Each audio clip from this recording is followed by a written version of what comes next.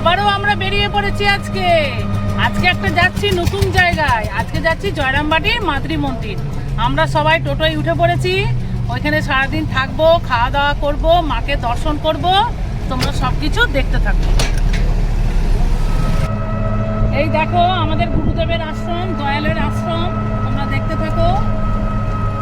আমি এখানে দীক্ষিত।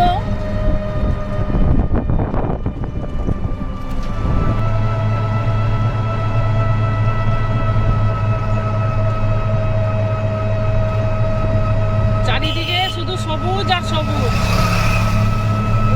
ধান রোয়া হচ্ছে, তোমরা দেখতে থাকো। কি সুন্দর লাগে, এত মুক্ত বাতাস।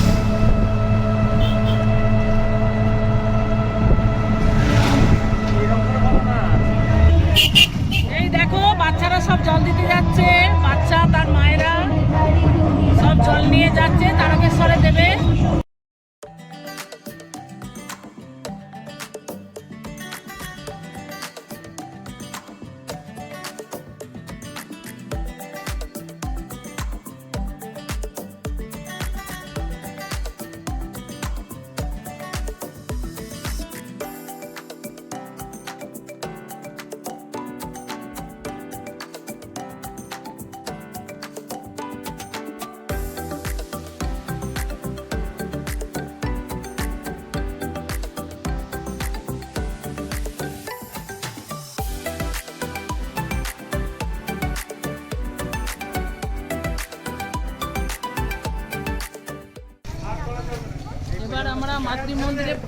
এবার আমরা মাতৃমন্দিরে প্রবেশ করছি। তোমরা দেখতে থাকো। এখানে তো ফটো তোলা নিষিদ্ধ, তবে আমরা যেটুকু পারবো তোমাদের দেখাবো।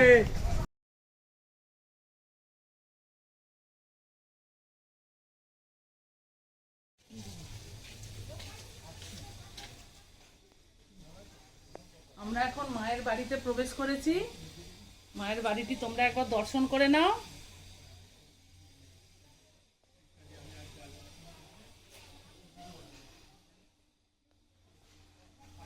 সামনে শ্রী শ্রী মায়ের ছবি রয়েছে, তোমরা একবার সবাই দর্শন করে নাও।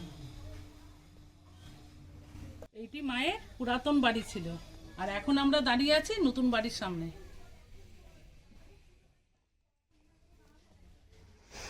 এখানে তো ফটো তোলা নিষিদ্ধ, তাই হয়তো জয়রামবাটির ভেতরে তোমাদের ফটো তুলে দেখাতে পারবো না, তাই বাইরে থেকেই তোমাদের দেখালাম।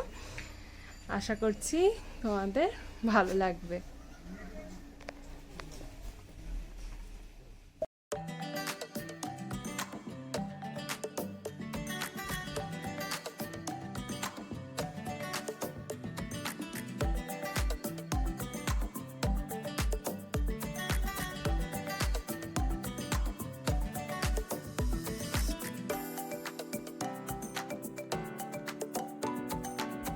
এবার আমরা সবাই খেতে বসেছি।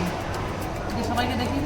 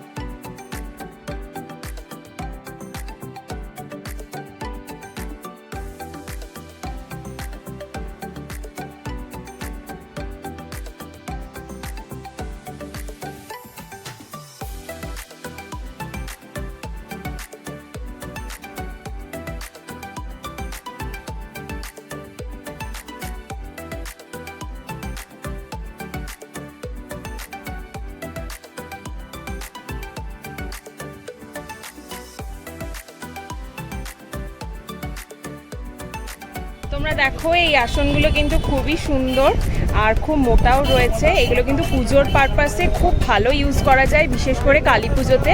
আমাদের বাড়িতে যেহেতু কালী পুজো হয়, তো আমরা ভাবছি এইরকম দুখানা আসন নিয়ে যাব। দেখো কোয়ালিটি কিন্তু ভীষণ সুন্দর, আর এখানে কিন্তু সব কিছু হ্যান্ডমেড, একদম হাতে তৈরি জিনিস। আর এই রংটা দেখো একদম টকটকে লাল। এরকমই দুখানা আসন ভাবছি এখান থেকে নিয়ে যাব, মায়ের মন্দিরের পাশ থেকে মায়ের জন্য নিয়ে যাব। এই দেখো এখানে আরেক পিসও রয়েছে, এটাও ভাবছি নিয়ে নেব। খুব সুন্দর দেখতে, একদম খুব সুন্দর।